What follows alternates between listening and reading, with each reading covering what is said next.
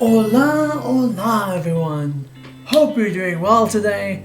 Nando here. When the Elimination Chamber debuted at Survivor Series 2002, it was unlike anything we had ever seen. A massive, sadistic steel structure designed to be wrestling's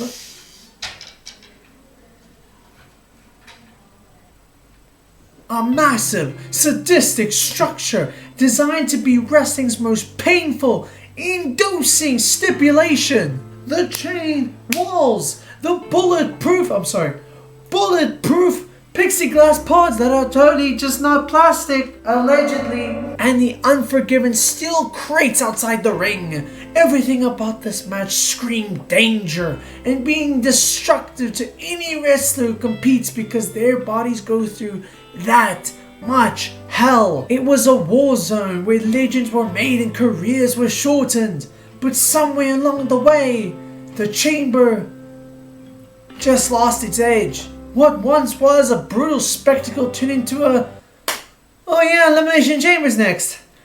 I guess we can watch that. But before it became just another stop on the road to WrestleMania, the show should have honestly been given the Survivor Series treatment when it comes to its importance, as I feel the Chamber can be a lot more fun than the War Games match if you play your cards right. But even with its ups and downs, I still want to go down and talk about the most chaotic, the dumb, and the outmost wild moments that have happened with the stipulation / show. So sit back and relax as I bring to you the times the Elimination Chamber got wild. Oh my gosh, he said it! He said the name! That's the name of the video! So let's start this video with something easy to get you guys digested into being comfortable with this video. It was 2010 and The Undertaker was ready to have his most iconic rematch of all time with Shawn Michaels. They had a beautiful match with such unforgettable moments, with Taker taking the win and thus left Shawn Michaels to leave the ring as he just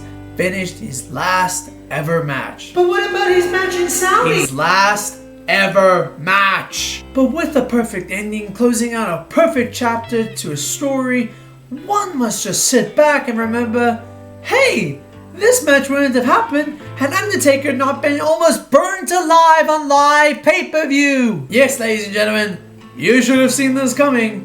We're here to talk about the pyro burning incident, where just over a month before WrestleMania, Undertaker was the World Heavyweight Champion, defending inside the Elimination Chamber against CM Punk, Chris Jericho, Rey Mysterio, and, check notes, R-Truth and John Morrison. Both those men in the world title picture with The Undertaker. That kind of visual itself deserves to be on its own list. But as Taker arrived, the Pyro guy decided he wanted his dead man medium rare, as the fire caught on Taker and it helped create Undertaker's quickest entrance to the ring of all time. Okay, jokes aside, that's still a douche move from the Pyro guy's part, as Undertaker later explained it in an interview with Chris Van Vliet, how he had told the Pyro guy 2 weeks prior to the event that the Pyro was just way too close to him for his entrance, and they kind of just shrugged him off on that moment. Out on the stage, I'm saying, look, I said, these pyro balls, when I stop at the edge of the stage right before I hit the ramp, I said, these two pyro bursts right here are too close. And the guy goes, nah, I think there's just a draft in the building. And then the entrance happened, and he got flamed not once, but twice by the two pyro sets, and he had to drown his whole body in water bottles. Someone noted that apparently on Chris Jericho's book, Jericho had spoken about the incident where he quotes Undertaker had apparently said, I don't care who did it, if I find out who did, I will kill him. And quite frankly, I believe him. I already told him, I said, look, that dude's backstage when I get back. I said, I'm gonna kill him. Up next, we're talking about 2021. Before the crowd came back to us, we were still in the trenches of having to watch our wrestling at home instead of attending it in person. I mean, I'm South African. I'm used to this. They never come here. But during that tragedy, we had guys like Roman Reigns and Drew McIntyre carrying the show on their own respective brand. And during that time, Drew was just having an on and off again feud with Bobby Lashley, potentially teasing a match to get at WrestleMania. But before we could let that happen, we had to deal with the Elimination Chamber, in which Drew McIntyre had survived by beating guys like AJ Styles, Jeff Hardy, Randy Orton, Sheamus, and Kofi Kingston.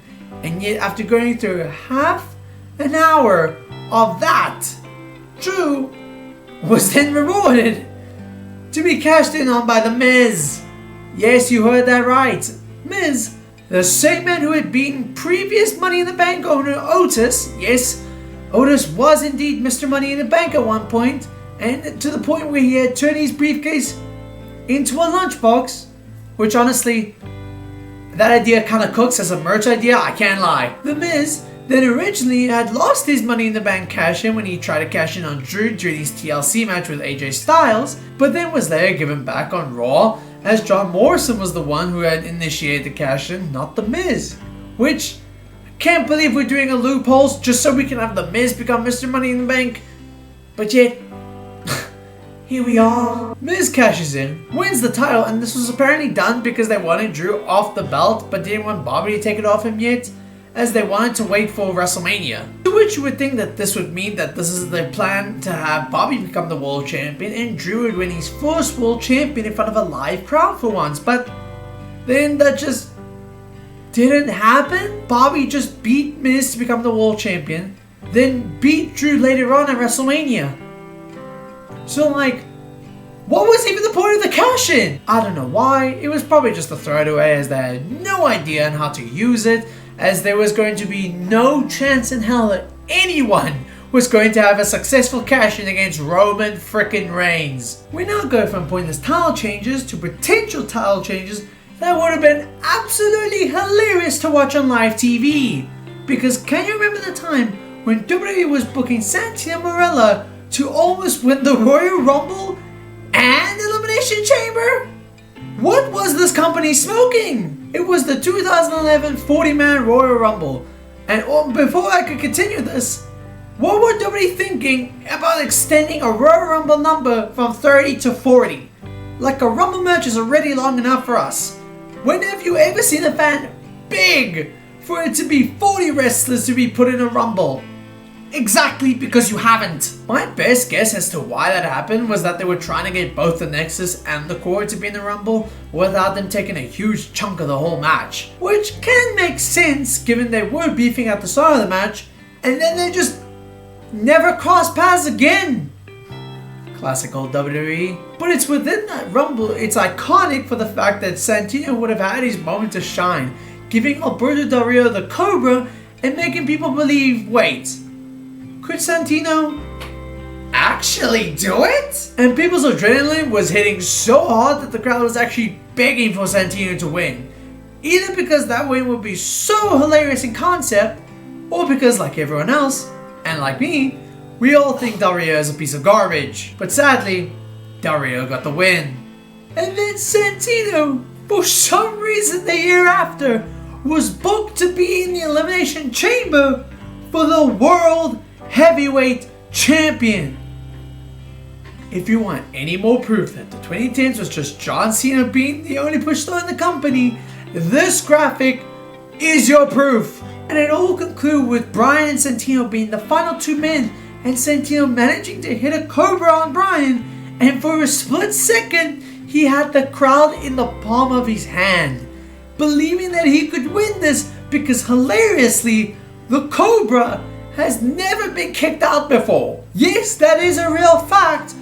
Up until this pay-per-view, Bryan kicked out and then won later. But it's just hilarious in hindsight that WWE were just booking this. Like they were just dangling around Santino around to just mess with the audience with the belief that he could win a Rumble or a World Frickin' Champion.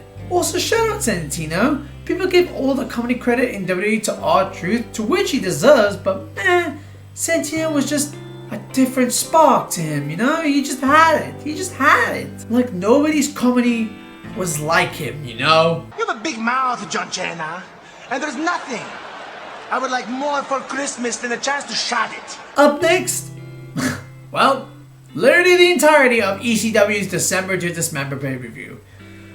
Oh, Vince, you petty man. Look, the story has been done to death with how this pay-per-view went down. In short, Vince wanted to burn ECW to the ground because he will always despise pushing things that he did not create. He didn't promote the event whatsoever leading to the show to be WWE's least paid pay-per-view in its history, with it only having 90,000 pay-per-view buys. Then Vince clashed with Paul Heyman over who would win the Chamber. Paul Heyman wanted CM Punk to dominate and win the whole thing, as he had a bright eye for him, while Vince wanted Bobby, the big, muscular, sweaty man, to win the match. But unfortunately, Vince was the boss, so of course he had more control, and thus we had this disaster of a match. The match had CM Punk, RVD, Sabu, Test, Big Show, and of course big sweaty Bobby Lashley. Practically the match was filled with half ECW, half WWE main roster talent. Then before the match, Sabu got attacked backstage. Who attacked him? Who cares? They didn't even bother to reveal it. So they just replaced him with Hardcore Holly. So now we're just left with 2 ECW guys. In this match, there was only 2 heavy favorites from the audience. One was CM Punk and the other was RVD. So Vince McMahon booked them to be both eliminated first and second in the match. Especially CM Punk, who they had RVD, aka the second favorite to win, be the one to eliminate him. You want to know what happened afterwards? RVD got booed. You got your big babyface booed for eliminating the other big babyface in the match. Boo-hoo. No one cares, and Bobby just won. This match had TNA and Boris chants screamed all over it. Disaster this match in pay-per-view was. It completely stank. But sadly, the Bobby Lashley Elimination stank curse continued through 16 years later, to which I bring in quite possibly the other worst Elimination Chamber of all time, Elimination Chamber 2022, Saudi Edition. A match featuring the defending champ Bobby Lashley going up against Riddle, Seth Rollins, AJ Styles, Theory, and the Royal Rumble winner, Brock Lesnar. Yes, Brock, who had already won the Rumble, was given a chance to face Bobby Lashley at the Chamber for the title. Why? Because Brock got cheated out due to Roman helping Bobby win. But Brock has this weird obsession of wanting to unify both belts at WrestleMania for some reason, so they just gave him the spot. Then the match happened and Bobby just randomly got kayfabe injured and had to be escorted out of the match, meaning we were going to have a new world champion on our hands, and then this is when everyone knew, oh well, now Brock is winning.